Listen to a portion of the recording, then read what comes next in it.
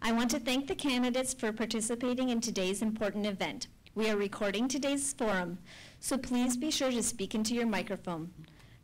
The forum will be available for viewing on the district's website later this week.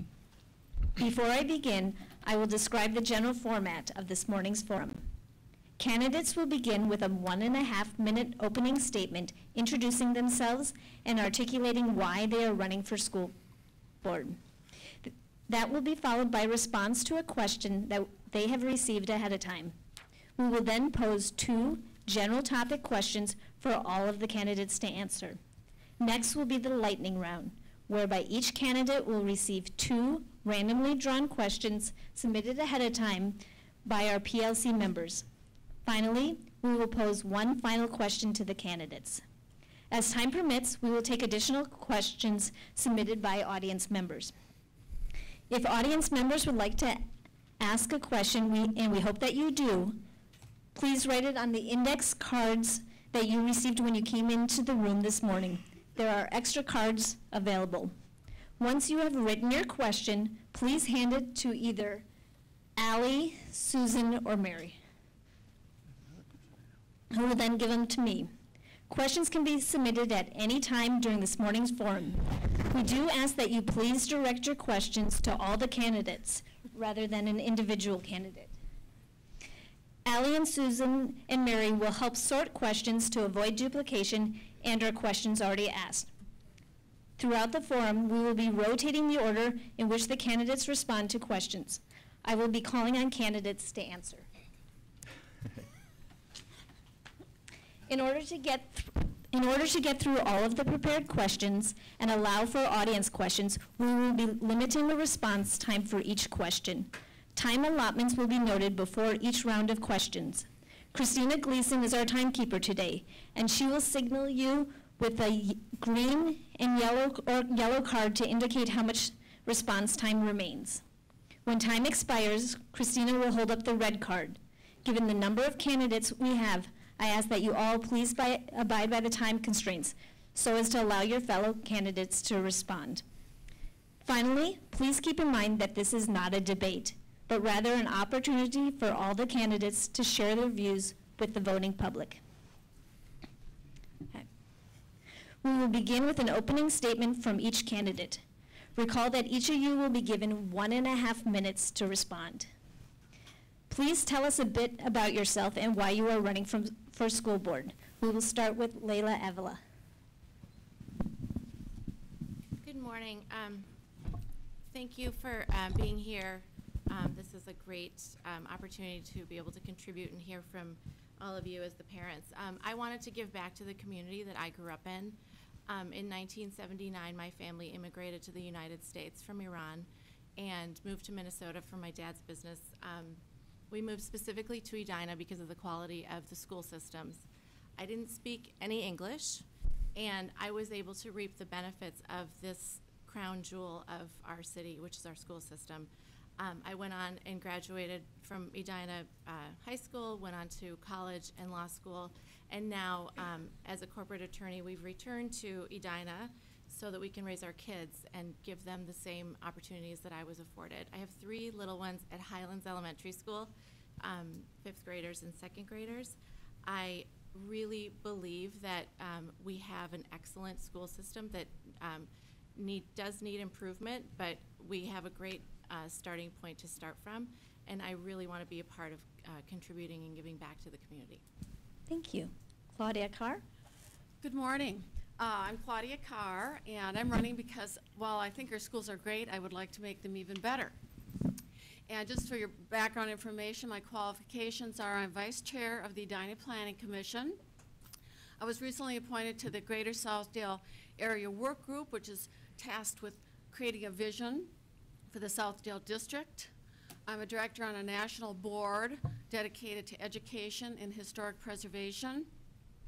I'm former chair of the Edina Heritage Preservation Board and a member of the Living Streets Advisory Task Force, and I was co-chair of and co-champion for the recently passed Edina Tree Preservation Ordinance to protect our trees during development.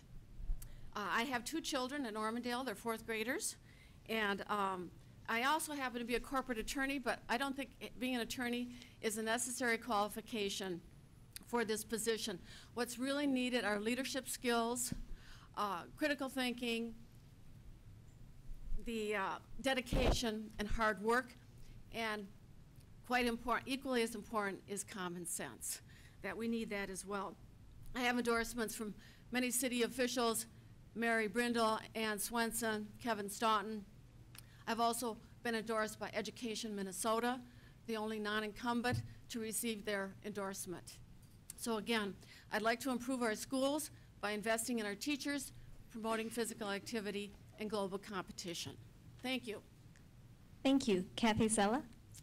Hi, good morning. I'm running for re-election for 2 reasons. Most importantly, I'm passionate about education. Providing an excellent education to our students is the very most important thing we do as a community, and I want to make sure that we continue to do that in Edina. Second, for the next few years, we'll be implementing all the puzzle pieces of our strategic plan and putting them together to build the next generation of Edina schools. I have the knowledge, the skills, and a unique perspective that will help ensure that we do that right. I have a really broad and deep knowledge of our district. I'm a graduate of Edina Schools, the old Edina before it split. My husband and I have lived here for 29 years. We had 4 children in the district, so I have 24 continuous student years in the district. And I've been an active volunteer at the site and district level for 26 years. I also have the skills and experience the board needs. My professional background is as an attorney, and I have extensive experience on nonprofit boards. So I have solid experience in financial management, policy development, strategic planning, and the ability to work collaboratively with groups with divergent interests. And then finally, as a board member for the last 8 years, I've been in the trenches on all the issues that we're facing, helping to keep the district financially healthy while at the same time we're charting a course for our future. The next few years will be very challenging, but I think I'm the right person to help guide us through that and make sure that we put all these puzzle pieces together right. Thank you. Thank you. Amir Gharbi? Thank you. And I actually want to take a moment to thank the Parent Leadership Council. It's really outstanding that you're hosting this event. And thank the audience. We have so many people attending here in person and then those watching at home. It's just fantastic that you're taking the time to be engaged here.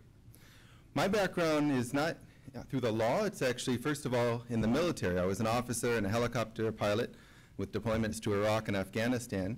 And when I completed service, I used the GI Bill to study public policy. I earned a master in public policy at Harvard and worked for the state of Minnesota on mental health reform, on some of our civil commitments and what we're doing in the community. I also have experience on public policy and government sector projects with the city of Minneapolis, working on a veterans initiative called Beyond the Yellow Ribbon, the city of Boston on a police initiative, especially the role police have in working with youth, most specifically youth that are most prone to falling off of their high school track, getting involved with violence, and trying to see what we can do with them. I also studied education policy with Harvard's Graduate School of Education in a course that had to do with intervention. So I'm passionate about education. I'm actually becoming a teacher myself now. I'll be teaching high school science next year, physics in particular, and it's just thrilling to get involved in all the policy discussions. And I believe I can make such a difference with those 30 students in my class. But here on the board, we'll be able to make that same difference district-wide. And I think it's important to have someone who studied public policy in particular.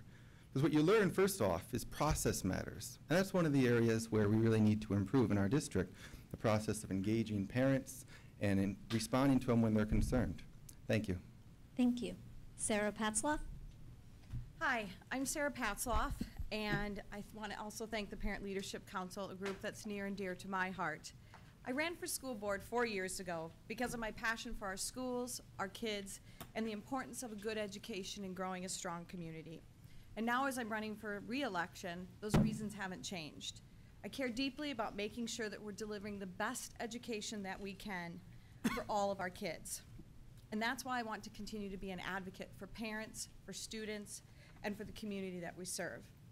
On a more personal note, I've been married to my husband Paul for 23 years, and we moved to Edina 15 years ago because we knew this is where we wanted to raise kids because of the good education. We have 2 kids, an 8th grade daughter at Southview Middle School and a 5th grade son at Highlands Elementary. In my professional life, I worked in advertising for 12 years and have had the opportunity to stay home for the last 12 years with our kids. But during that time, I've been an active volunteer in the school community. I started my volunteer work at the Family Center, being part of the advisory council. I've also had the privilege of being part of PLC for the last 6+ years. I've also been involved in groups like PCN, the Parent Communication Network, Highlands PTO, Southview, volunteering in the classroom, and other activities. And now I've served on the school board for the last 4 years. And I want you to know I take this role very seriously. As board members, we're asked to vote on important issues that affect our kids. And it's our job to understand the issue at hand and ask the questions that need to be answered. I'm not a bureaucrat. I want to bring a common sense approach to discussion and make sure that constituents' voices are heard. Thank you. Thank you. Leny Wallen-Friedman. Thank you for the PLC for hosting this. I'm running for re-election to the school board because I believe very strongly in education, and I believe I have the skills that are important to be a board member. My wife and I moved to Edina 22 years ago for the schools. We have 3 kids. 2 of them started in Edina, went through the system, graduated from high school, graduated from college, and are gainfully employed. Our 3rd is in 7th grade, so that means that I have been a parent of an Edina student for 20 years, and hopefully for only 6 more years. Within Edina, I've volunteered many ways with our kids. I've coached youth, sports, soccer, and baseball for so many years I could make a quilt out of all the jerseys I have in my closet. I've also coached academic triathlon, been involved in scouts, daisies, PTO. About 14 years ago, I volunteered with the district serving on the finance committee, and I served on 3 bird committees. In my free time, I'm an attorney. So what that means is that I spend my days analyzing, learning, and giving advice. Those skills work perfectly within the district, because what we want within the district is somebody who can analyze the information that's provided, ask pertinent questions, and provide constructive input. I've been on the school board for the past 4 years. That means that I've got experience with the finance. I understand that it's necessary to make prudent fiscal decisions, and I have the background to provide constructive input to the district. Thank you. Thank you. Now let's move to the prepared question that you received last week. You'll each have 2 minutes to respond. As a school board member, what specific actions would you recommend to ensure attainability of the district's All for All mission? We will start with Claudia Carr. Well, if you're familiar with the all in all concept, it's promoting equity, which means all our students' achievements are raised, and also closing the achievement gap. And this has been a goal and objective for the school district for quite a few years. It was first studied in 2012, and in 2013 a report came out. But I will say that we need to make more progress. If you take a look at the achievement gap, there's a significant difference. Asians are the highest, then whites are close behind. Hispanics drop down to a 60% level. And then we have people of color, people with English as a second language, and those at a poverty level being at the 30% level. And as a community, we should find that unacceptable. So what can we look at? Our school district is looking at a number of things right now. I would like to focus on just 2 things. One is getting the best teachers. Studies show that having great teachers produces achievement results. And one of my platform issues is that I want to recruit and retain the best teachers that we can. We have to come up with innovative programs to keep teachers here, to train them, to teach, basically give them professional development opportunities, and respect them for the learning professionals that they are. The second area that we need to focus our attention on is birth to pre-K. They say that most learning is done between birth and 5 years old, and that's where we need to focus our attention. I know that our district is doing that. We have a number of talented people focusing the direction there, and we need to really delve into that and do whatever we can. That involves reaching out to parents as well as soon as a child is born, teaching the parents learning habits, getting their child to bed on time, reading to your child every day. Those things that if we come from an educational background, we know those are important. Thank you. Thank you. Cathy Cella.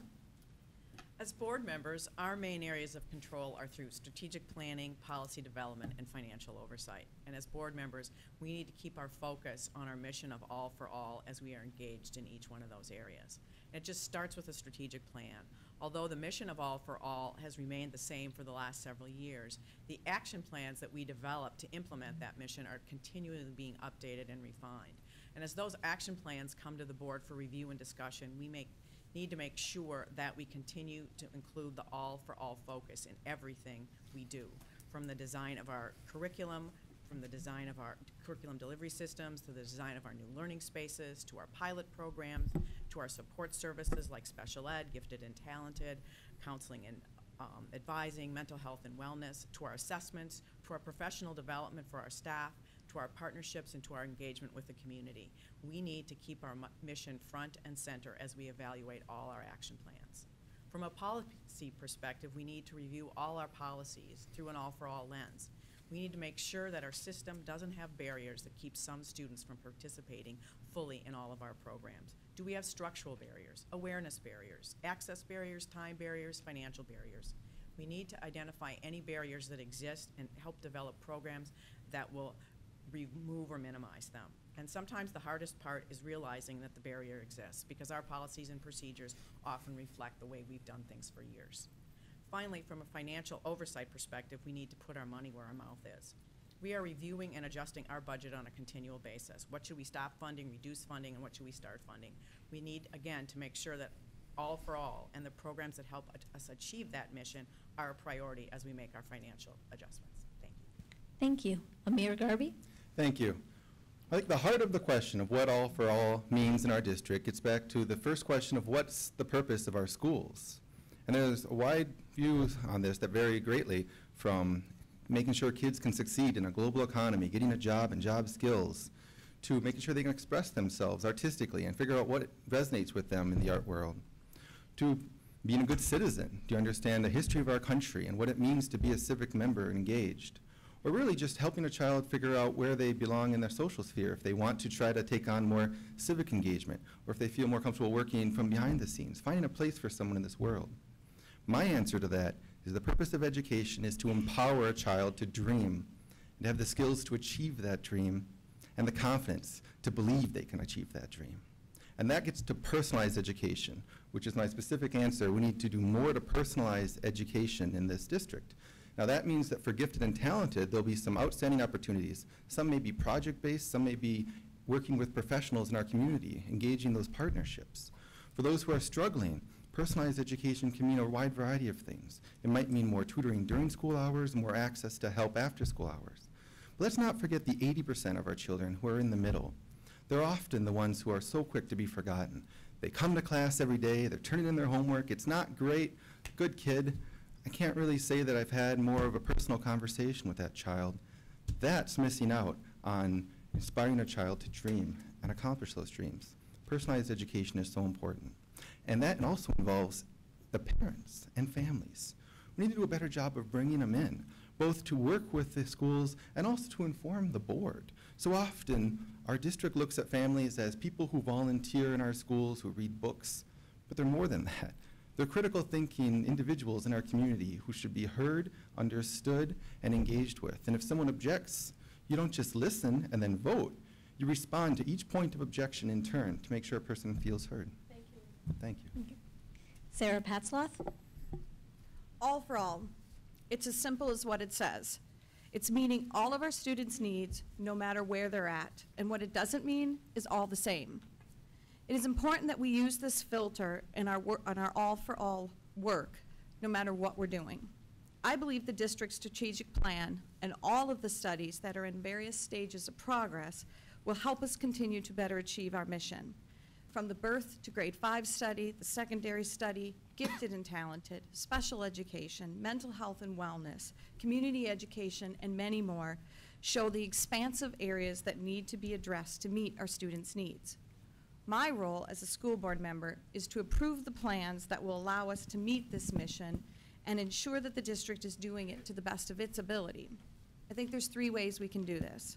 1, we need to ensure that the district is setting measurable goals and continuing to require results-driven data that will guide decision-making. For example, as we work on closing the achievement gap, we need to review data and dig even deeper to better understand individual students' growth and needs. We also need to make sure that policies align with mission for all, So we need to make sure that we have policies that will allow our kids, in terms of personalized learning, to have flexibility. And lastly, we need to get stakeholder feedback. It's important that we continue to listen to students, parents, and staff and community that are affected by certain programs. For example, we'll be hearing about the Gifted and Talented study in October, and the next step in that study will be to engage stakeholders and make sure that the direction that we're going is right. I believe by doing these three things, we will be able to ensure attainability of the All for All mission. Thanks. Thank you. Leny Wallen-Friedman? Thank you. There's a lot of things that we can do. I'm going to try to touch on 6 things quickly. So I support reaching out early to families and helping them understand the system and what we can do to help them. I also support early intervention within the elementary school. If we can bring our students in the elementary school up to grade level, we're not going to have to spend time in the secondary level doing the same thing. The other thing that we need is continuity in programs. So when we start a program, we have to continue the program, whether that is intervention or whether it is gifted services. We need continuity. Second, I want to support programs that enhance personalized learning, and I'll give you an example. We have a program called Mastery Connect. What it enables the teachers to do is to put certain standards into a computer and then on a weekly or a day-by-day basis judge whether the students are achieving what they're supposed to be achieving. So this does 2 things. If the student isn't achieving, then the teacher can work extra with that student or work for other resources. If the student is achieving more quickly, then they can look for an enriched program. Third, we want to get feedback from students. So the high school does this comprehensive survey of every graduate when they leave the high school. That survey is enlightening. Everybody should go read it. We should do that survey at the middle school level because it tells us what the students are feeling, what's working for them and what isn't working. Fourth, we recently hired cultural liaisons. This is an important step because those people are going to be able to help us reach out to families that we haven't successfully reached out to in the past. Fifth, the district is working with Shiraki Holly. He is an incredible educator on cultural awareness. And again, he's opening the district's eyes to things that we don't always see, and so it gives us another lens. And sixth, we need to remove barriers to participation. Simple things, like for example, if you have a student that is in band or orchestra or football, they have to pay an admission fee. Why can't we waive that admission fee for families that can't afford it so they can go to those events and support their kids? Thank you. Thank you. Layla Avila? I think that achieving the All for All mission is about access and it's about equity. It's about meeting our kids where they are and getting them to where they need to be. And personalized learning is going to be a huge part of that. Everyone here in this room is here to achieve the same objective, is to have our kids succeed. The 8,000 plus students in our district and their families are really at the core of why we're even sitting here today. The personalized learning piece, and I think of this as, and part of the reasons I decided to run is that this is a very exciting time to be able to have a say on the school board. The construction that's going to take place, the curriculum changes that need to cater to each individual student and focus on the personalized learning piece is going to be huge. And then aligning those goals and objectives with what the construction looks like and ultimately training our teachers, which is going to be a huge undertaking in and of itself. They are excellent teachers, but we really rely on them heavily as a community to get our kids to where they need to be. That really, to me, is the key for achieving the All for All mission. As a board, having the say in policy, being financial stewards of public dollars, and then working with the superintendent, who is the chief administrator, who's at the helm of it all, and having collaboration with parents, being able to work positively, because ultimately we have to remember that we all have the same objective in mind. Thank you. We will now pose 2 general topic questions. Each candidate will have 2 minutes to respond to each question. Our first question is, school board members often have to make difficult choices about programs given limited budgets and resources. What criteria will you use in helping make those difficult decisions? We'll start with Cathy Cella. I think it goes right back to what we were talking about in our last question, which is how will we support the All for All mission? And that is our strategic plan, and that is our mission. So that is the lens and the focus that the board should be using as we make our difficult funding decisions. That we, as I said before, put our money where our mouth is, and we support the programs that will help us accomplish that mission. Thank you. Thank you. Amir Gharbi? Thank you.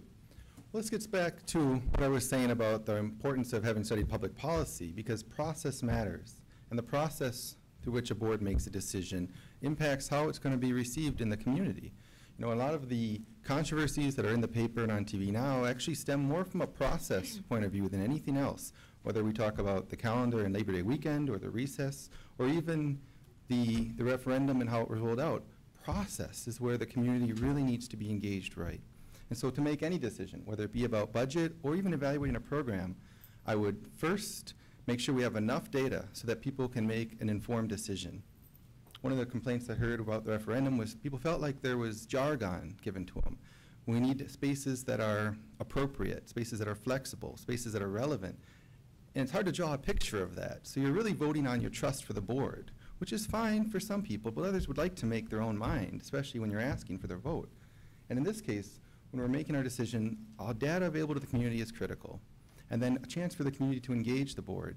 Not just at a microphone 2 minutes before the vote is taken, with folks who have pretty much already made up their mind, and it's sort of a formality to hear what people have to say at the mic, but in a more engaged manner. What the board has done outstandingly well right now is have committees set up that have a wide variety of representation. But unfortunately, that if you have parents down there, maybe 2 or 3, those look to be nominal parent participations. You need another separate process to engage the community as a whole. And finally, I would look to see what's about excellence for students.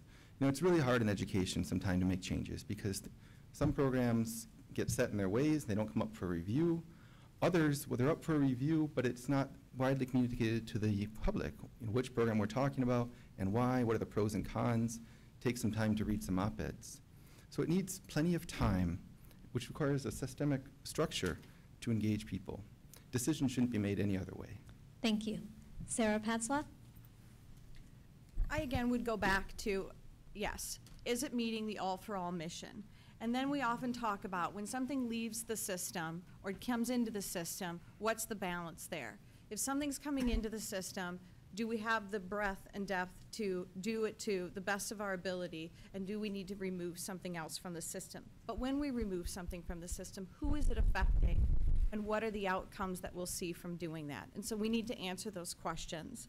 And then when we're adding something, is it sustainable? Can we afford it? And who is it going to affect? And what are the advantages we'll receive from that?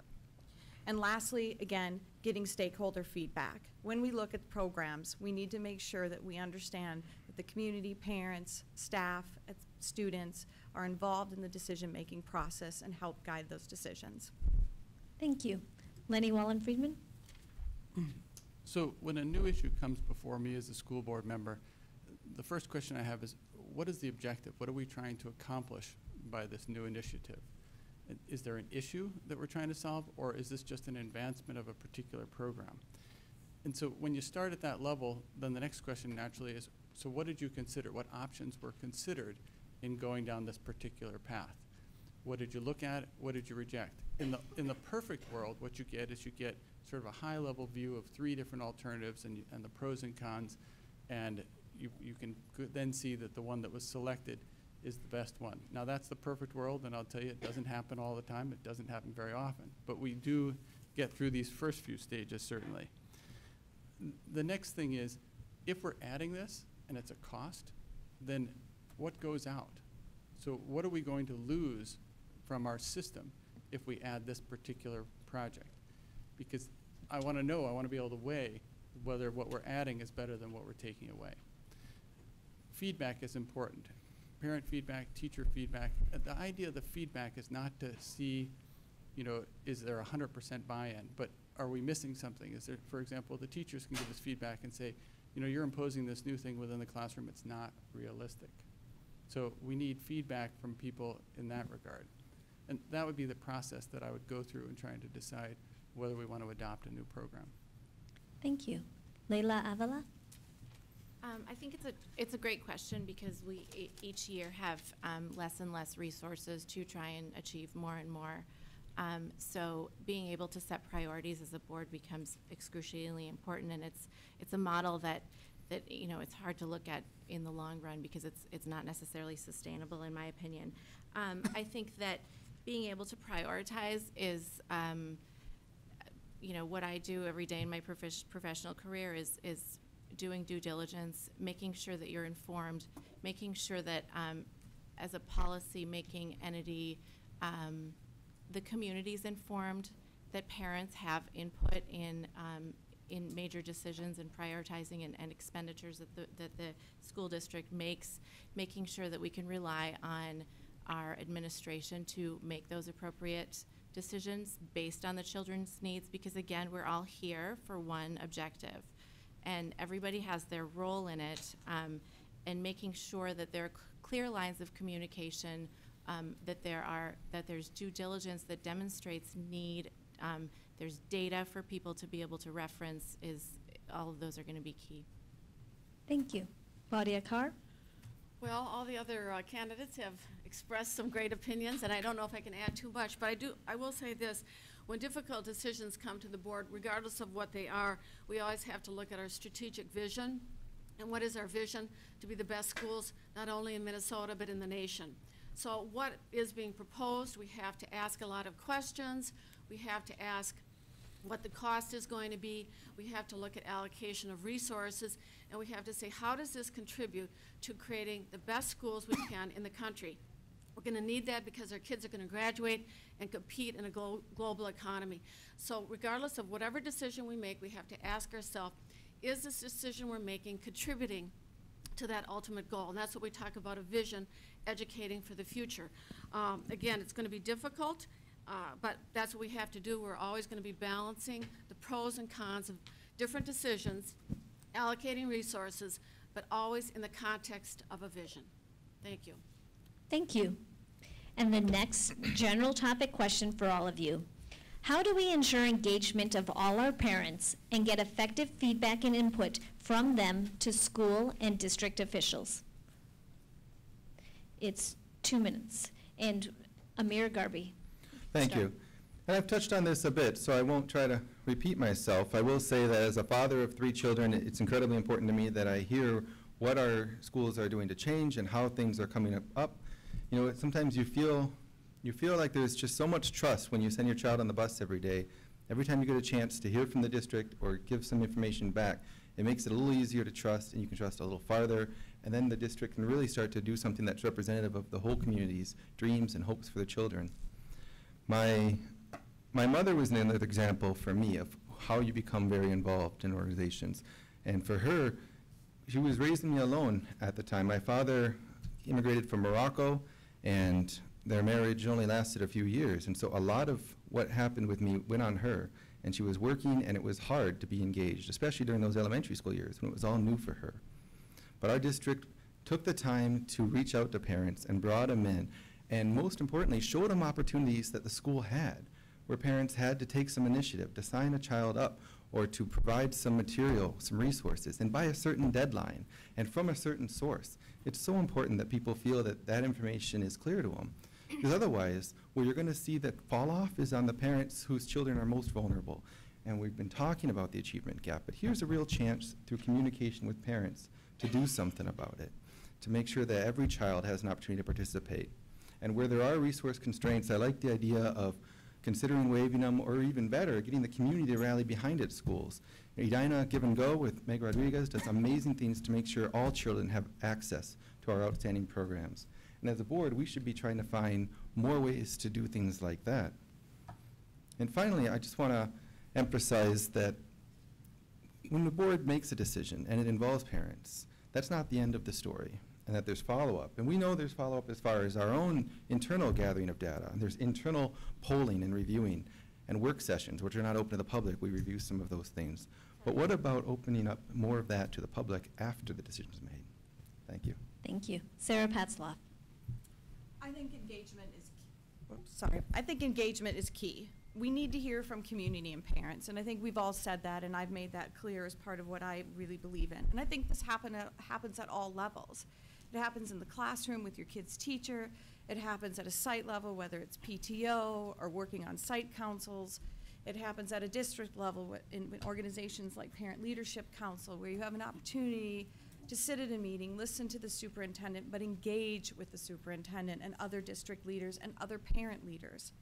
We need to make sure that our parents feel empowered to share their concerns, whether that's with discontent or joy. We need to be willing to listen. We also need to encourage parents to give of their time and talents, and that doesn't always just mean money. That's critical too to support the community, but it's time, it's intellectual resources that our parents have to share, and we have great resources in this community. I always want our constituents to feel able to engage. Yes, there is a 3-minute time limit at the beginning of a board meeting, but that's not the only way to engage us. I think most people know that they can call us, they can email us, and we get lots of that type of correspondence. And for many of us, it's stopping in the middle of Jerry's and having that conversation as you're trying to get dinner on the table. It's all ways of engagement, and I always want parents and community to feel encouraged to do that. That's our job. Absolutely, we are elected by the people, and that is who we are here to serve. Thank you. Thank you. Leny Wallen-Friedman? So the question is engagement of parents and effective feedback. First of all, I want to say I think we have an incredibly engaged parent group. That's one of the strengths of our district, is that our parents are engaged, they are interested, and they are participating. So ways that we can make sure that we continue that. For example, school board members all act as liaisons to various schools. I, for one, I'm the liaison at the high school. So that means that I attend not every, but almost every single PTO meeting at the high school and every single site council meeting at the high school.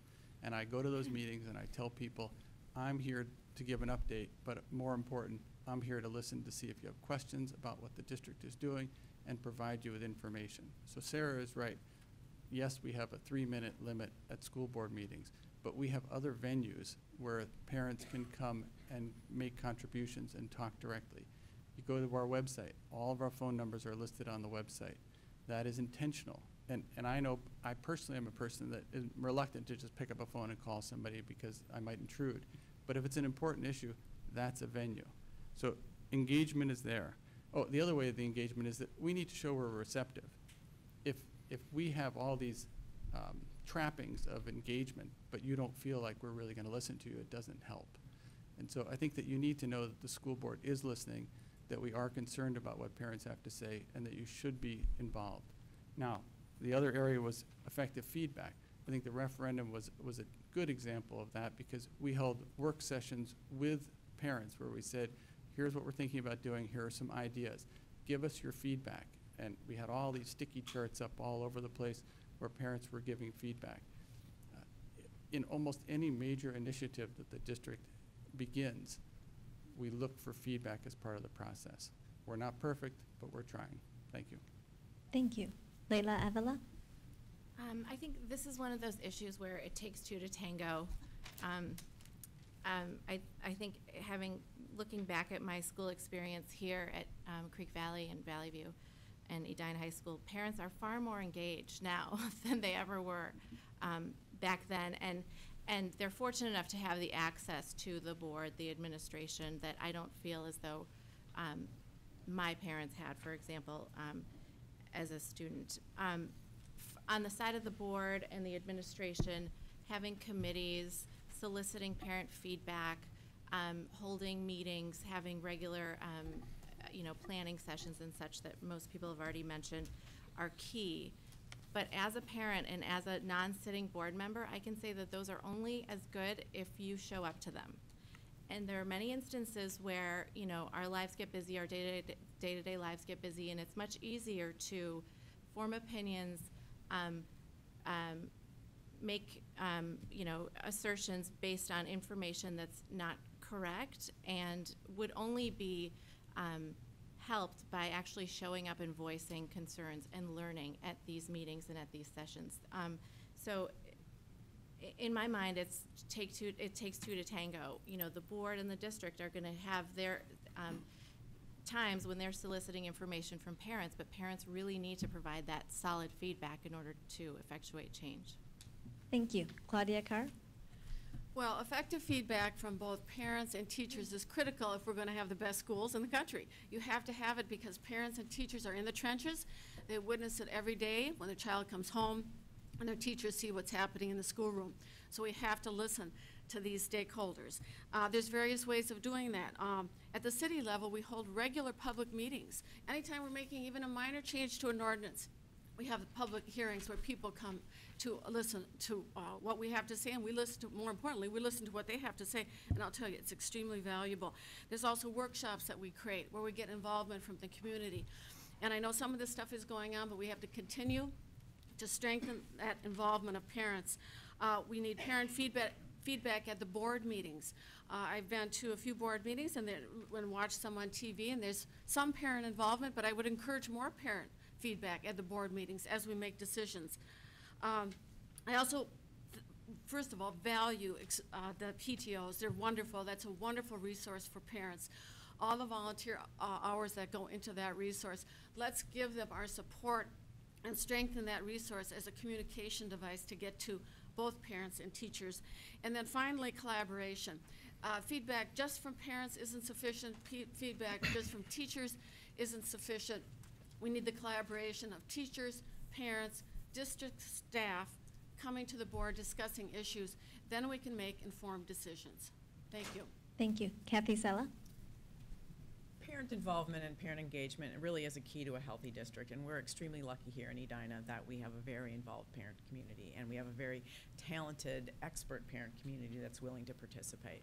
But engagement, as Layla said, is really a two-way street. It involves getting information out, pushing it out for the community to have, but it also involves having avenues to get the input back in once the community has the information. To get the information out, we need to provide the information people need when they need it in the way they want to have it, and we all know that that's changing.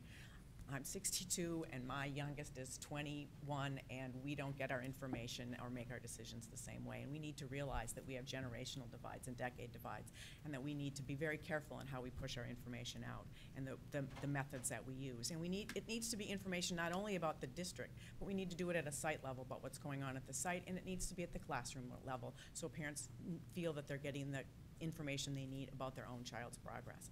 And it also means making sure that parents who don't have English as a first language also are getting information in the language or in the way that they need it so that they can also participate fully in our district. Then we need to have opportunities for people to give us input back. And we try to have systemic areas to give the input back. We have, I think it's 13 or 14 committees that are district level committees that have community and parent members on them. And the last time I counted, and not all the seats were filled, we have 94 parents, community members, and students that are on those committees. We also have opportunities for people to give input back on issue-specific things, such as all the core planning teams as we're designing the buildings, the elementary delivery system.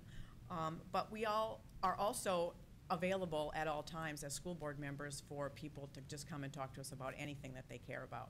We are, as Lenny said, all liaisons to various schools, so we show up at the schools, we have our phone numbers out, we have our emails out, and we do want to hear from parents and hear what they are interested in. Thank you. We now move on to the lightning round. I will randomly draw a name and a question from the bowls in front of me. You will have 1 minute to respond to your question.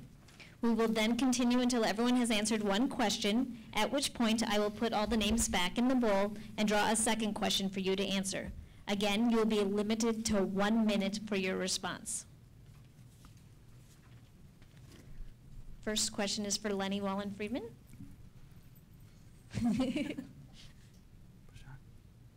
What are the best ways to ensure community engagement and involvement with the work of the school board?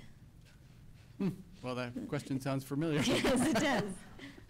I'm actually going to stand with my prior answer, which is, attend our meetings, call us when we have work sessions, when we have outreaches to the community, participate in those, understand, most importantly, that you're listening. So when we come up with a proposal and people give us feedback, we do respond to that feedback. Thank you. Cathy Cella has the next question.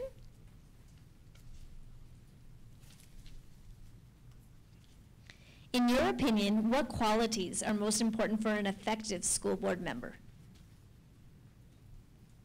The most important qualities for a school board member are first to be a critical thinker. We take in a lot of information. You have to process it and think about it, and so critical thinking. Then the ability to process that information and ask questions so that you can go from there and ask the things that need to be asked to get all the information on the table. The next important thing is to be open to divergent opinions and to make sure that all different views get on the table, that you don't just run down the avenue that makes the most sense to you, that you're bringing diverse perspectives to the table. And then finally, it's working collaboratively. Once you've done the critical thinking, you've asked the questions, you've tried to get all the input on the table, then you work collaboratively to come to a solution that everybody can live with, and that's the best for the district. Thank you. The next question is for Claudia Carr. What do you think the future of early childhood education should be in Edina Public Schools?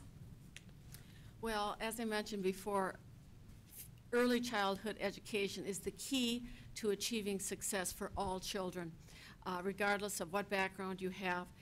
We've been promoting that. We now have the full-day kindergarten, which is absolutely critical, and that was state mandated, which was good. But there's many more things we can do. We have the preschool activities, but we also need to do outreach programs for those families where they need additional assistance to getting their children to read, to understand those things that are needed at a very early level. So again, they say that early education and having the best teachers you can are the two key influences on success for a child. So we have to continue to strengthen that program and support it with resources. Thank you. Thank you. The next question is for Amir Gharbi.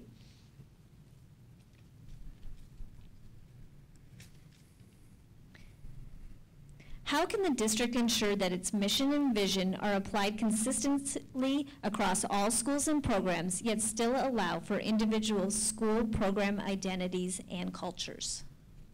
Well, I think one of the bigger points that vary between schools is certainly between the elementary, the middle, and the high school levels, are empowering teachers, because they go through so many different types of professional development that are age appropriate. And you really need to give a teacher some leeway and some resources to try something new, but then follow up and see what the impact was and see if this is something that should be shared widely or just have some lessons learned. And in fact, share with others how it didn't work, whether it was because of children's interest in the subject or their approach to the methodology. We need a little experimentation in the classroom, and that actually requires more of a hands-off approach from the board, even from principals, to empower those who are with our children, some during the weekdays certainly, some waking hours more so than parents. We really need those people to have the flexibility to do what they need to do. And secondly, focus on the needs of certain groups, and it's not always just the same divisions based on race, but there are other differences too. For example, with girls in science, there's often this impression that it's not for them. Why are you studying math? There's a huge drop-off. In my physics course, there's only 10% women. And with boys in elementary school, there's a similar drop-off. Thank you. Thank you. The next question is for Sarah Patzloff.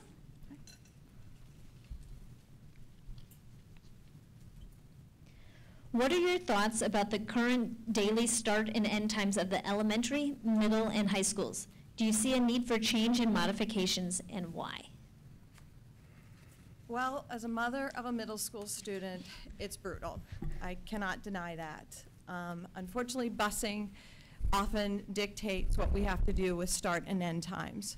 But I always have believed that it's very difficult for kids during those gentle, difficult years of puberty to be struggling with being at school at 7:40 in the morning. I do think the district does the best it can with managing a very tight bus system and a very financially viable bus system to get our kids there. But I do think it's something we need to continue to explore. We used to have the option of seeing our elementary schools, because we have early start and late start in all of our elementary schools. We used to take a look at switching those from year to year, and it became apparent in time that we needed to find a system that was sustainable, and so we locked into the system, to the times that we're on, with not changing every 2 years. But I do think we need to continue to look at this, because it is more than just a financial issue. It's our kids' lives and their needs that need to be met. Thanks. Thank you. The next question is for Layla Avila.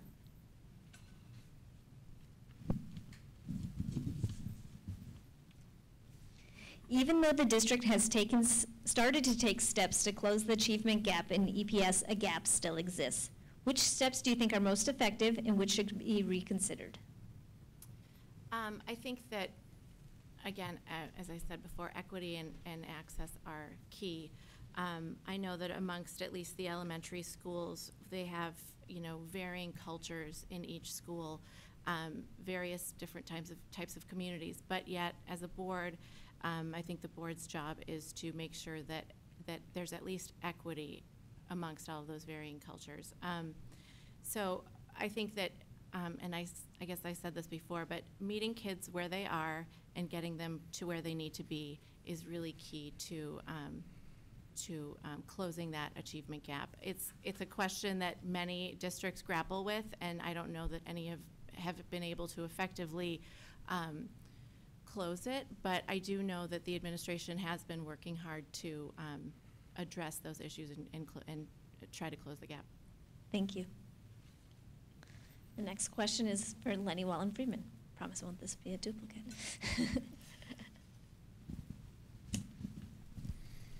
Some districts are allowing secondary students to receive a waiver of certain course requirements, such as varsity athletes for PE credits or established musicians for fine arts credits. Please discuss whether such a policy should be considered and how it would align with state graduation requirements and the district's educational competencies.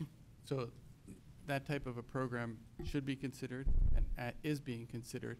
What we need to do is to make sure that we have the standards set up for the class that you want to move through, so that if you can show proficiency in a particular class, then you should be able to sort of test through that class and get to the next one. That's absolutely something we're working on.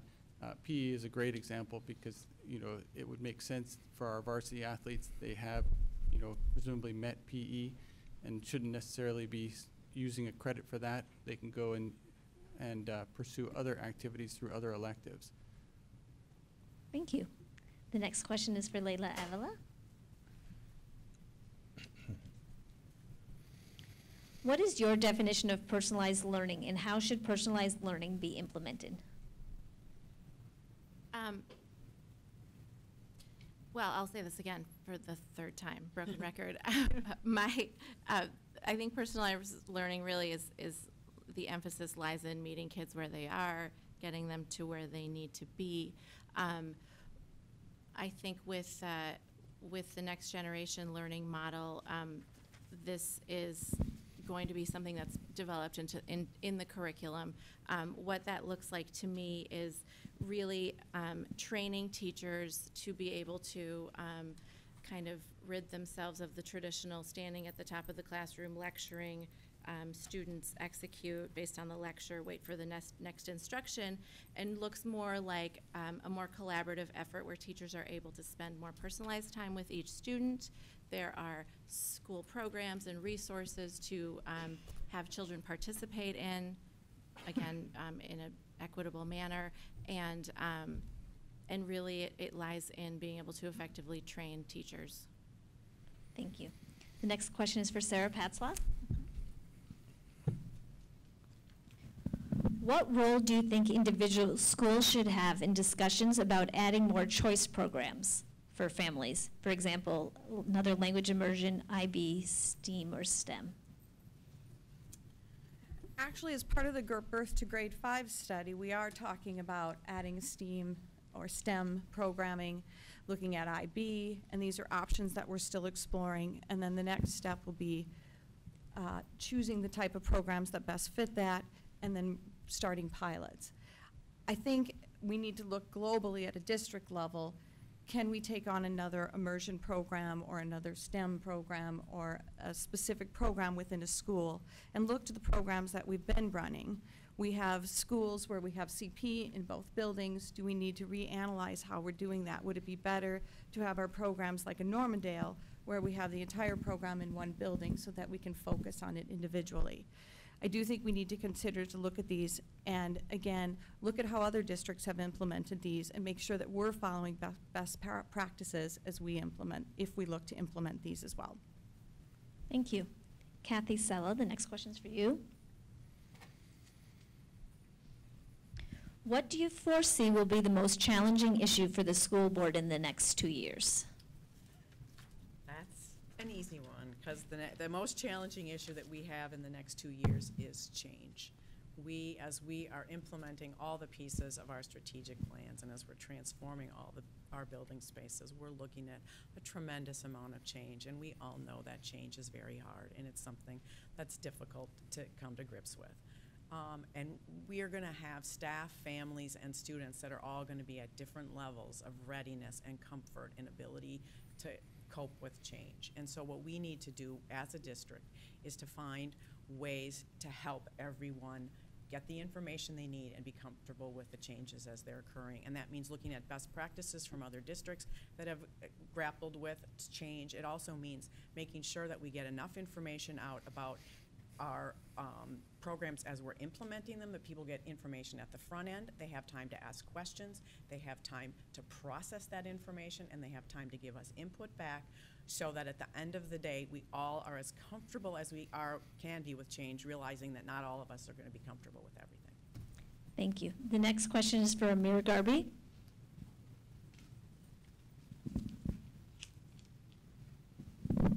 Please address your views on how the upcoming building modifications and renovations will address safety without compromising the welcoming environment we've come to expect at our schools.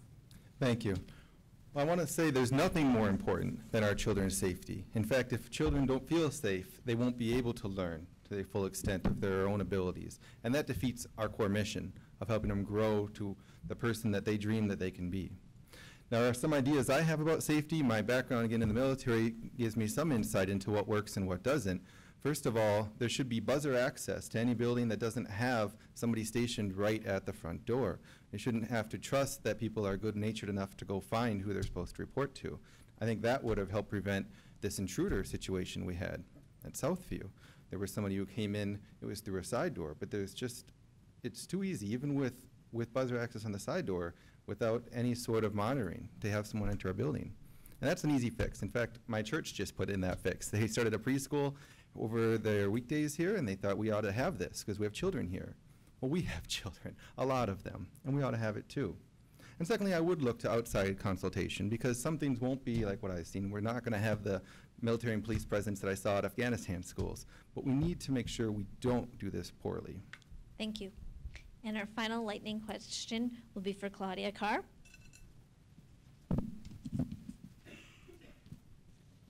How will you balance the responsibilities of the school board along with your other personal and professional responsibilities? Well, that's an easy one. I do it right now, and that's what I've done throughout my career. I'm currently a full-time working mother. I have 2 children. I have a husband, and I also volunteer. I'm the vice chair of the Edina Planning Commission. I'm on the Greater Southdale Work Group, and I do volunteer work at Normandale. In the past, I've hosted intern families, and I'm also an art adventurer. So we just have to balance this.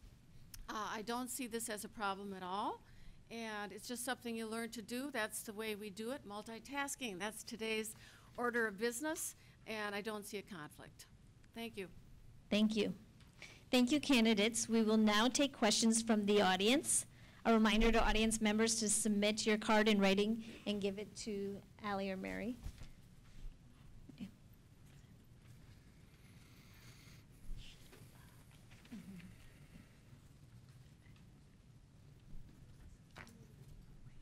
Do you want to read? You can bring them here.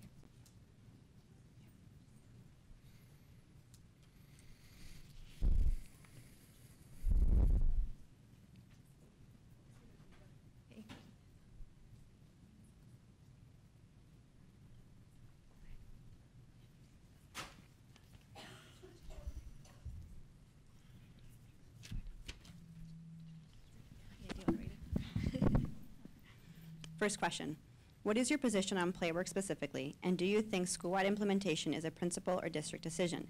Generally, how do you think pilot implementation and decision-making should take place in the district? And there is 1 minute to answer this question. Allie, can you repeat And to it? tell you the truth, Sorry, do you mind repeating it? you know what, we're doing well on time, so I'm going to give you 2 minutes. Okay. The question is, what is your position on playwork specifically, and do you think school-wide implementation is a principal or district decision? Generally, how do you think pilot implementation and decision-making should take place in the district? That's three questions. That's the question. Yeah. Yeah. They're all related. But, okay. I think we can do it. Yeah.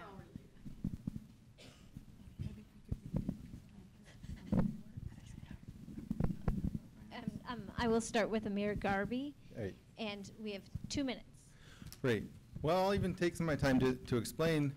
From my understanding, Playworks is a program where there's some structure at recess. There are some recess supervisors who will host a game. Where this became more of a controversy in our community was the way it was decided upon, rolled out, the response to criticism, and the bill. Now, decided upon, this was something that, you know, the board wants to do some pilot programs, which I fully support, especially as somebody who loves public policy. But one of the catches is you have to find programs that seem relevant for your student body. This was a program that was initially made for urban areas that had little, if any, play space that was green, play equipment, and children were not really developing well during recess like our children are. And secondly, once you do decide on it, the rollout. Most parents heard about this through the filter of a 4th grade mind. Came home and said, "Mom, they canceled recess, it's gym class." Obviously, parents knew that wasn't the full story. But why should they have to start hearing the story from a child? It should be rolled out in a more widespread way. And then when criticism came in, and some of it was innocuous, you know, some parents, it's really hard to figure out how to word what you're thinking and to approach someone on the board and say it. And then to be met with this defensive attitude, this dismissive attitude of it's a pilot program and you have no idea what you're talking about. The way pilot programs work, let me define it for you. We'll look at this in June. That's the wrong message, because process matters and people matter. And we can't say how much we appreciate community engagement and then shut someone down. And finally, the cost. It's about $30,000 so far that's gone into training that we've paid to the Playworks, and there'll be more money. And it's not exactly clear if that's the best use of our money. And don't forget, it's not just about being stewards, which is a very important role of this board, showing the community that we can be trusted with resources, especially since we just raised $125 million. Now's the time to show that we can be trusted with that huge checkbook. But it's also about displacing other programs that don't get funded, other training that doesn't happen, professional development that isn't taking place because we chose this program. That concerns me. Thank you. Sarah Patzloff? Okay, so our position on Playworks and then pilots and how that all flows out. I've read about Playworks, you know, to the extent that I have an opinion on structured play or not. That would end up being a personal opinion and how I look at that in my life and my kids. And I can't let that muddle the decisions that go on at a district level. You know, in our family, we have rules on how many activities we all participate and what we do because we value family time. But again, that's just the way our family rolls. As for pilot programs, I think they're important in the district to have pilot programs. I do unfortunately think that this one was not rolled out in the best way possible. I think we had clear communication breakdown from the start. Parents need to know when we're implementing a pilot program what's coming, what the changes look like, and what the purpose and goals of the pilot are behind the program. I don't think that was clearly communicated here. And when criticism came, unfortunately, I don't think we've done a good job at responding to that criticism. I've spent a lot of time as a board member listening, engaging with parents, and trying to understand what the issues are. And then my job has been to work with the district and to listen to them and understand what their goals were. I don't think we found that perfect middle ground yet. No matter what the numbers are, when we get the data back, it doesn't matter if it's 25% or 5%. I still think if we have kids' needs who feel like they're not being met during this time, we need to find that middle ground and balance for all of our kids' needs. And I think that we need to remember always that we need to be transparent, and that when we're being asked questions, we just need to give clear, honest information back. Explain the process. Explain how we got to the decision, as Lenny mentioned earlier. How did we get to this decision? How did we choose this particular program to introduce this pilot? And lastly, I think in this case, again, like I said, we need to find that middle ground. And we really need to work on mending broken relationships. I feel the anger and thanks. Thank you. Leny Wallen-Friedman? Okay, so I'm not sure that the last two answers necessarily go directly to the questions, but I think they go to the underlying issue. So I'm going to try to weave both in. PlayWorks was adopted as part of a broader program that community education adopted. It was put into place to govern preschool, before school activities and after school activities. So when we talk about the cost of it, the cost in terms of our recess pilot is a small piece of that 30,000. So that's one piece there. And by the way, I agree with Sarah that we could have done better on communication. As a district, I think that there are questions that parents have out there that have not been answered that as a district we need to answer. I do think that it's an unfair criticism to say that the school board responded with a defensive attitude and said, we'll deal with this in June. I, for one, picked up the phone the day after the meeting and called people who spoke at that meeting and asked to talk to them. I've talked to others after that meeting. So no, it is not met with indifference. And by the way, we didn't say we'd deal with this in June. What we specifically said was we need to move up the time frame of figuring out if this is working and get feedback to the board earlier than the normal process. So have we communicated this well? Not particularly. Now let's go to PlayWorks, which is actually the question. So it works for some students. It doesn't appear to work for all students. So what that means is you adopt a pilot and you go through it and you see what the response is to the pilot.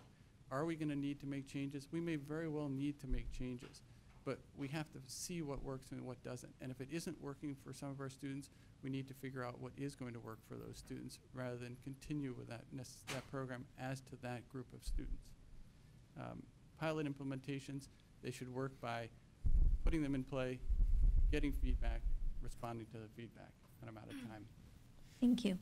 Layla Avila? Okay, and I appreciate the perspectives of the existing board members because it's been eye-opening to me just to hear some more explanation on the issue. I think that I can only speak from the perspective of a parent in the schools. I think that the program itself, as I'll echo what everybody else said, it was very poorly communicated, and it appears to still be poorly communicated.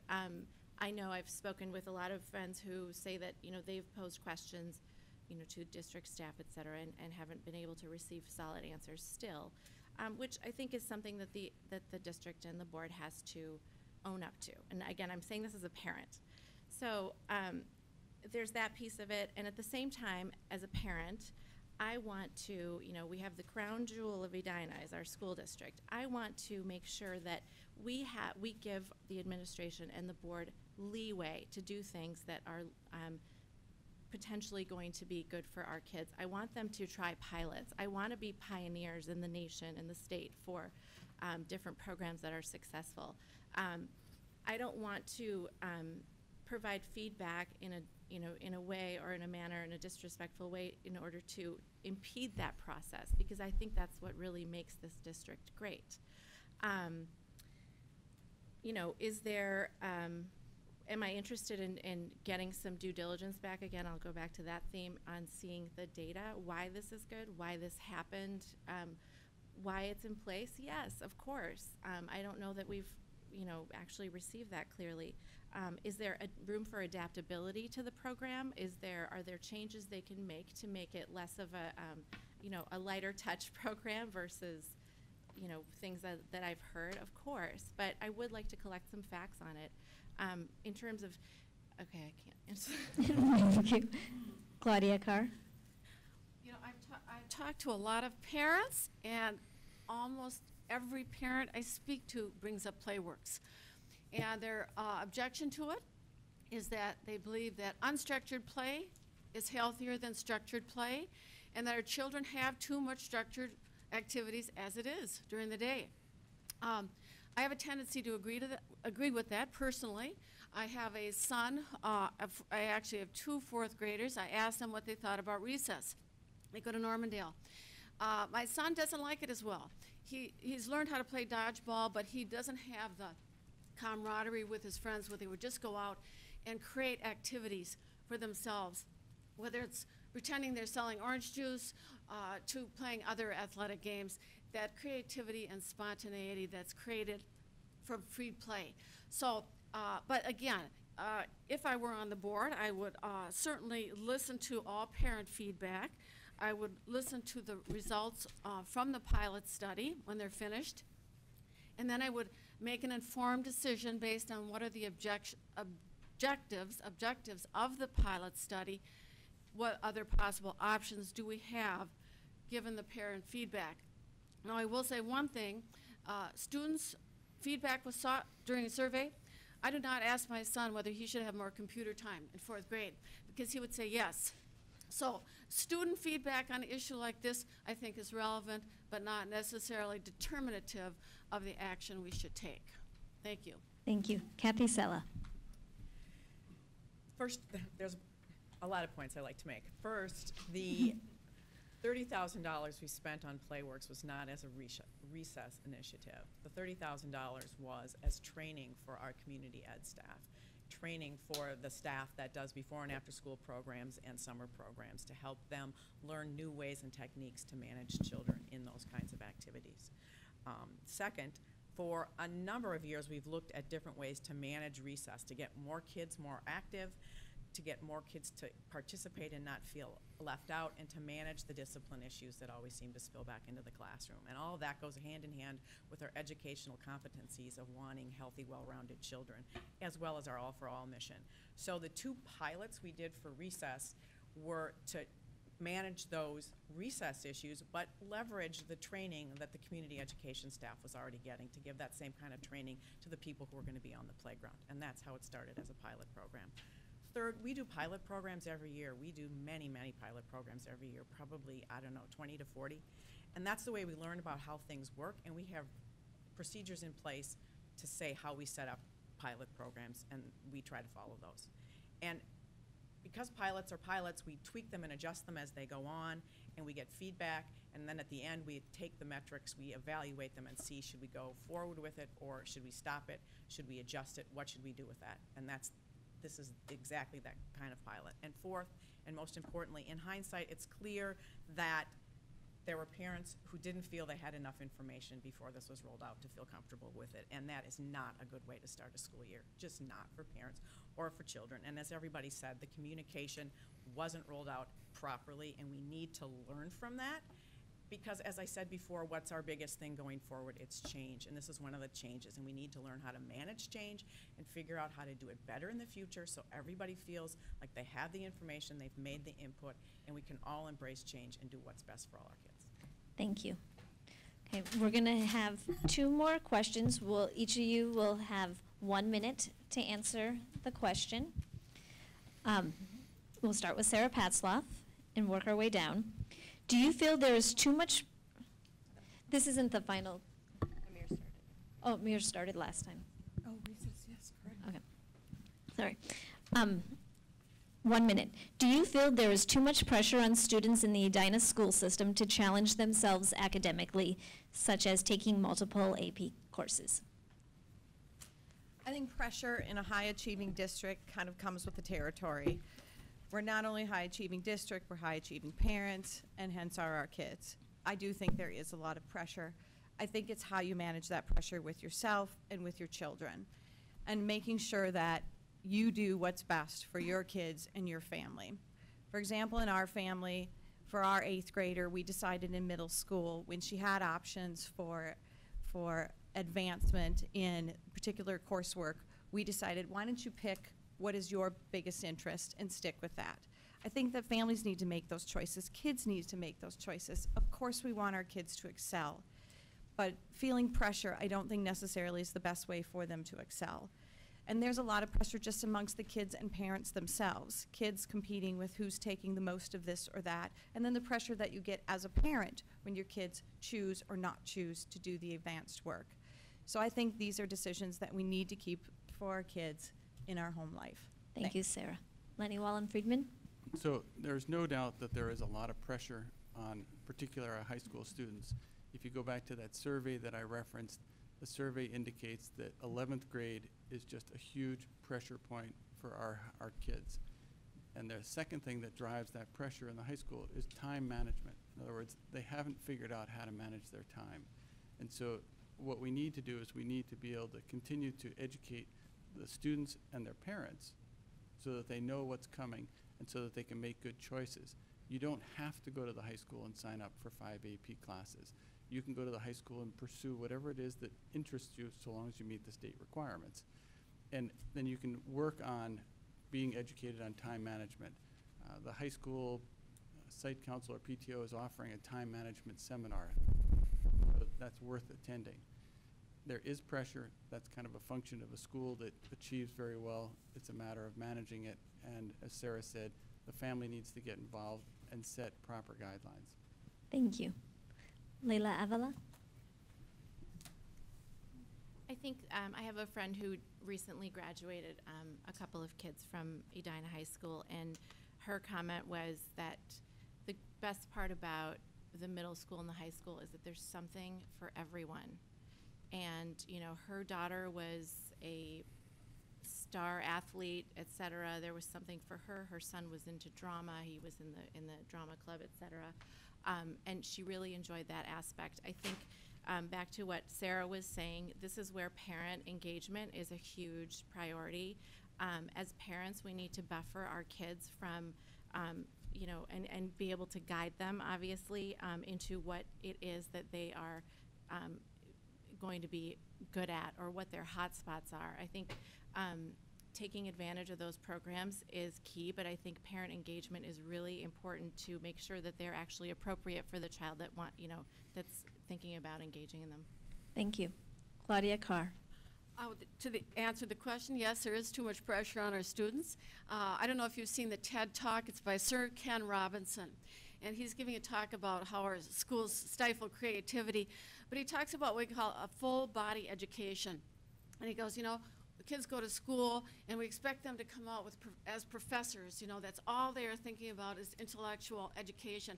But there's so much more to being a healthy human being, whether it's dance, whether it's music, whether it's art. And so I think the schools have a responsibility to emphasize full body education. Let's get well-rounded people coming out of the high schools, not just focused narrowly on necessarily getting the best grades always, because that may not be suitable for a child, or necessarily even getting into college. So it's a parent responsibility as well as a school responsibility, and we need to take a serious look at it. Thank you.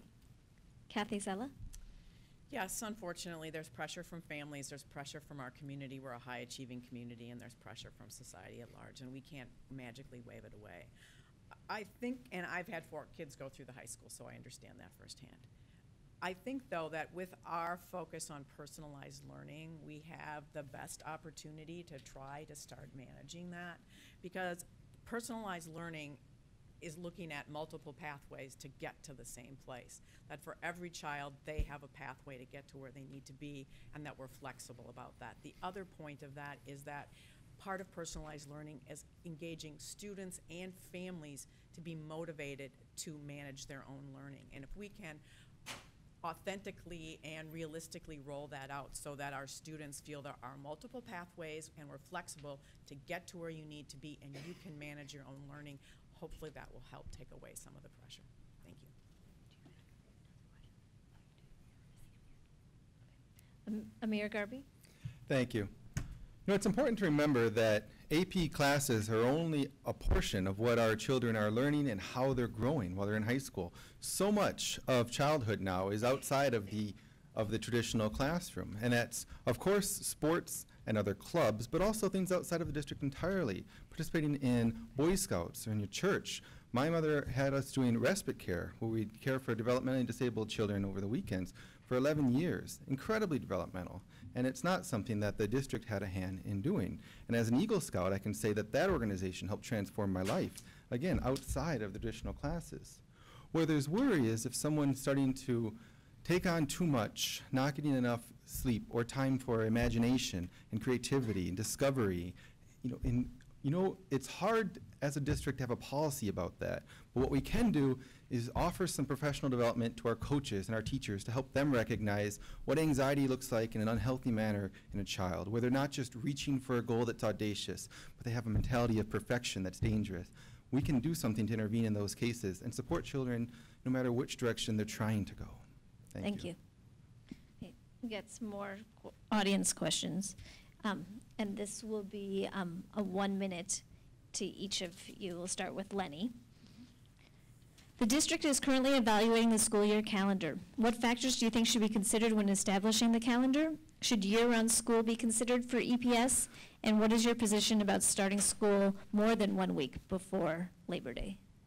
Do you want me to repeat? Can you repeat it one time? Yeah. Okay, so. We're going to repeat the question. The district is currently evaluating the school year calendar. What factors do you think should be considered to establish the calendar? Should year-round school be considered for EPS?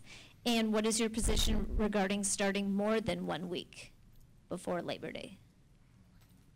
Okay, so in terms of the calendar, state law says that you cannot start school before Labor Day unless you have a certain level of construction.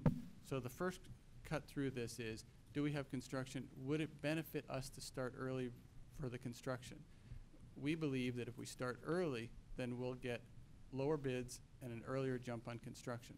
That's step one. Once you've got step one done, the next question is, all right, is that good or is that bad for the kids? Because we're not going to start early to save money if it's going to harm the kids. So then we take a look and say, is this good for the kids? And what we find is at the high school, there's been an absolute benefit. I've had many parents talk to me who said they opposed the starting early, but then it was great because the first semester ended by winter break. If we can have a calendar that ends by winter break, all of a sudden that pressure question we talked about, the kids get a 2-week break from the pressure, school becomes more manageable. Instead of ending the first semester in late January, so they go on winter break and they spend 2 weeks anxious about their finals. Thank you. Layla Avila? Again, I can only speak as a parent faced with this. The factors I think that should be considered, I think most importantly is to solicit feedback from the community and from the parents. Everybody is going to have a different answer. Nobody's going to be happy. But if you can sort of get a sense of what works for the majority of the families in light of the state statute restrictions, obviously, that Lenny just talked about, that would be the most helpful. Year-round school and altering, starting more than a week before Labor Day, those are things that I would want more data on, more data points to see whether there is more success in students if they have year-round school, maybe the entire month of August off. I know a lot of European countries have that model. And it's something that I definitely think should be looked at because we are a progressive school district, but would need more data points. Thank you. Claudia Carr? Well, what factors influence the calendar? Well, 2 factors, student success and creating the best teachers that we can. Whatever we do, we have to look at those 2 factors and decide what changes to calendars, what impact that would have on those 2 factors. Year-round school. Well, my husband's English, and unfortunately he can't vote in this election, so I've lost 1 vote already.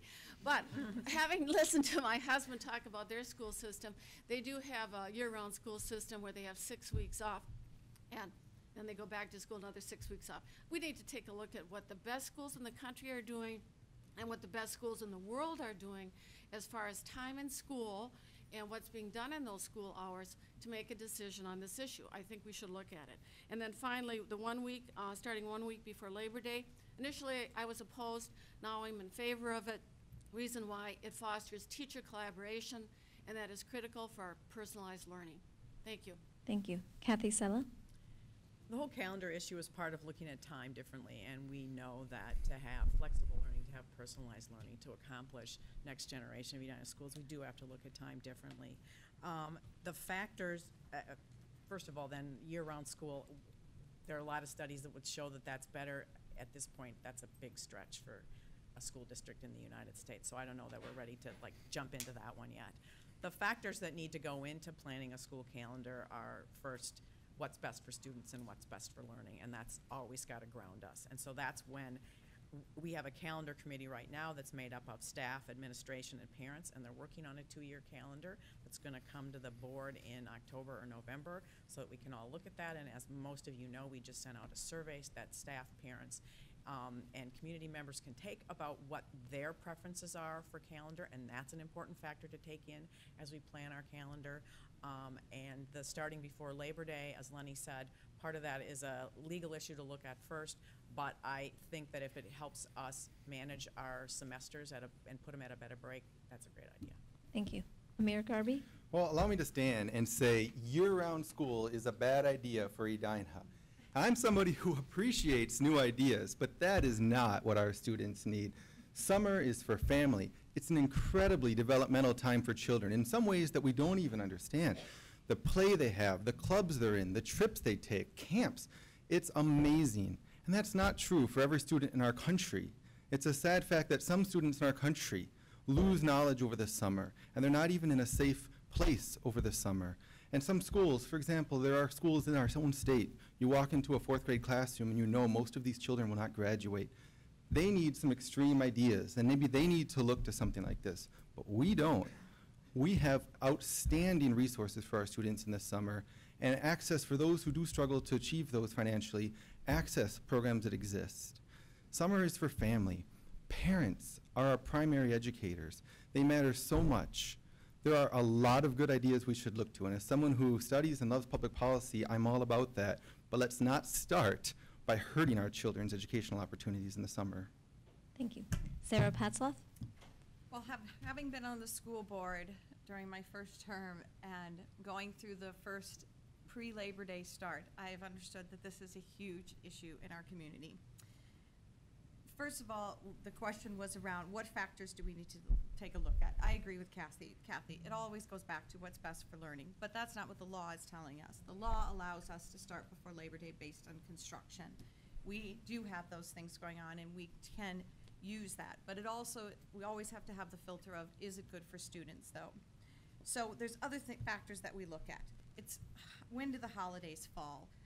Knowing that Labor Day is a constant moving target. So this year, it's not as painful as it was last year when Labor Day was the 1st of September versus the 7th of September. So we're constantly looking at the holidays, meaningful breaks. I agree with Lenny's comment that we heard from the high school that actually having the semester break at the winter break was really helpful for students. All of these factors need to play into our decision-making process. Wow, that was a fast minute. Thank you. Oh, nuggets. So much more. We have another audience question. Given the limited resources of the Edina Public School District, can you comment on how you believe the district can capitalize and even leverage partnerships with local organizations and local businesses? And there'll be 1 minute, and we'll be starting with Layla Avila. How the district can leverage and capitalize partnerships with local organizations and businesses. Okay.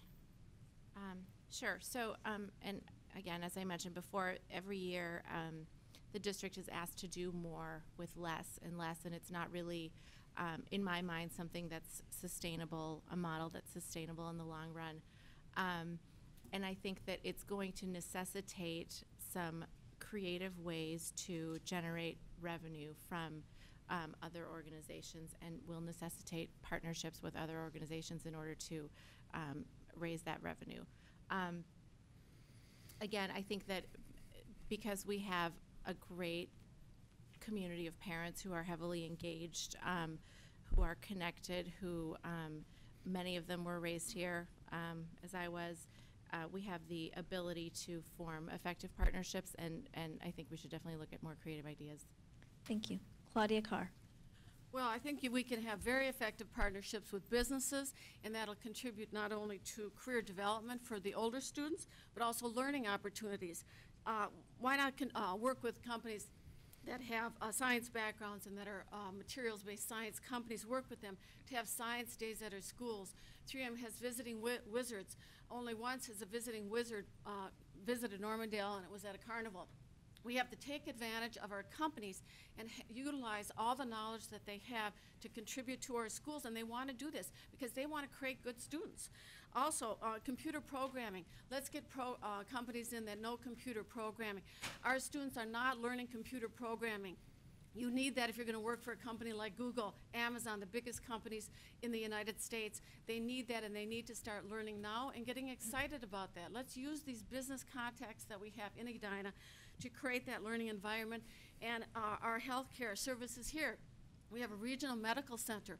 Let's use that to introduce our students to healthcare services and careers in that field. Thank you. Cathy Cella.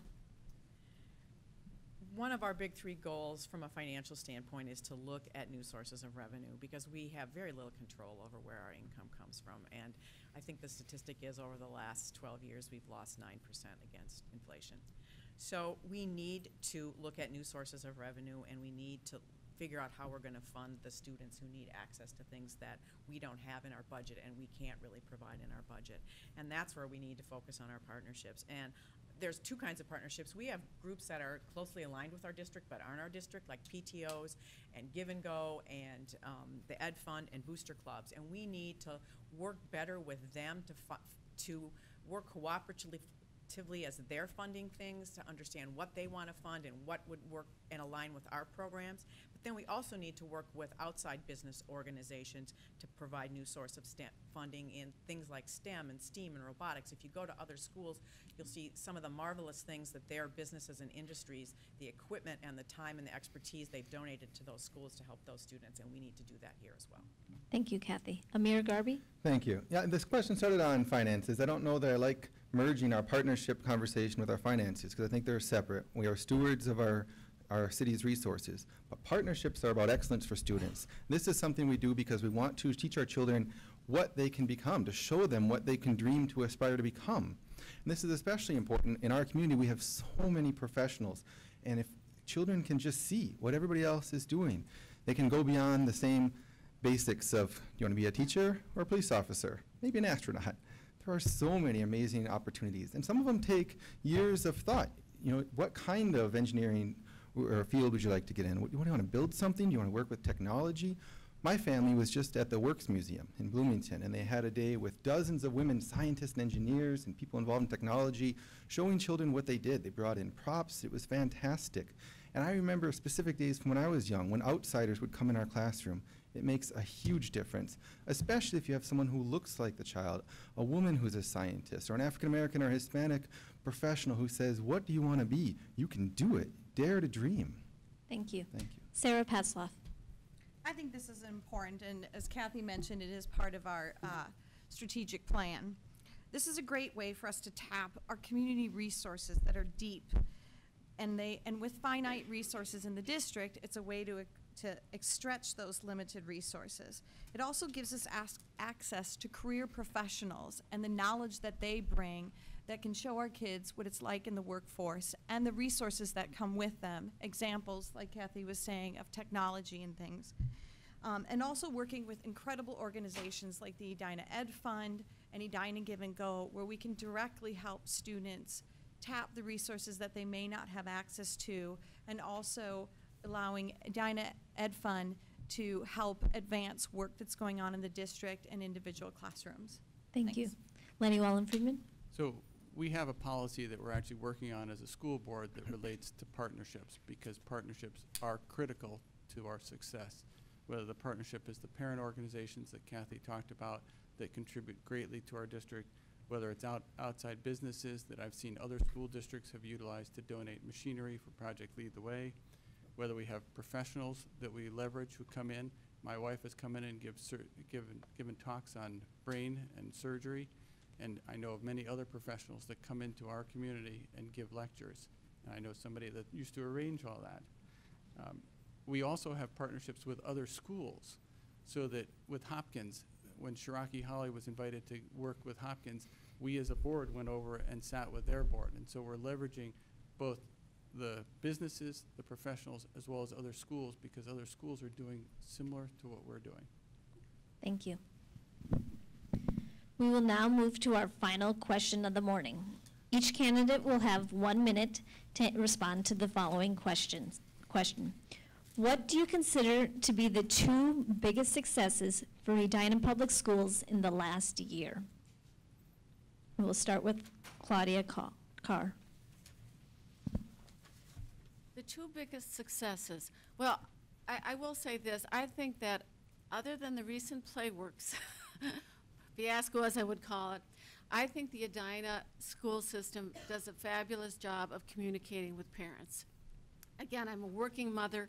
I have limited means of getting information about our school system, and I think they do an absolutely wonderful job of communicating via email, the phone messages that Superintendent Dressen leaves us when there's a school day that's off because of snow. I think they do a fabulous job of communication. And second of all, I think that, again, I think our teachers are a success. I have been so impressed with the quality of our teachers.